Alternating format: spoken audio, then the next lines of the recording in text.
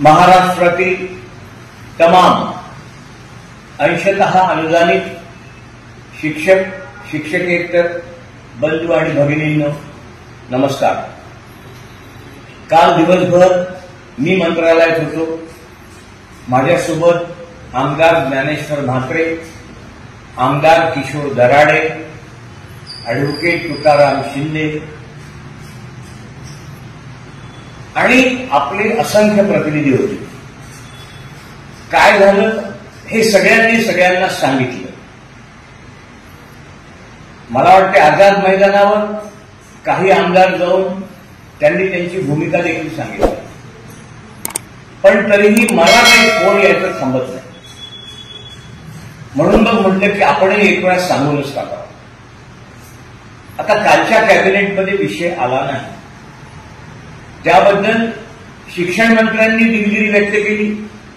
त्यांनी सांगितलं की अर्थ खात्याच्या काही क्युरीज होत्या, त्या काढता वेळ गेला आणि माननीय मुख्यमंत्री स्वतः अर्थमंत्र्यांशी बोलले आहेत, त्यामुळे पुढच्या कॅबिनेटला विषय 100% येणार आहे।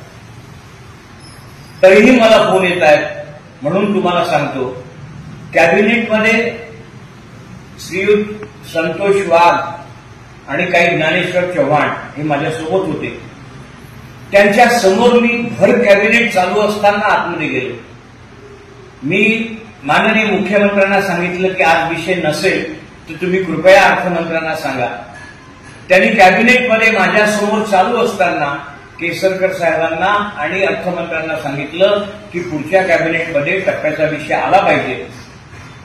आणि परत मी गेल्यानंतरही शिक्षण मंत्री, अर्थमंत्री आणि मुख्यमंत्री या तिघांनीही हे कन्फर्म केलं की कॅबिनेटमध्ये पुढच्या विषय येईल।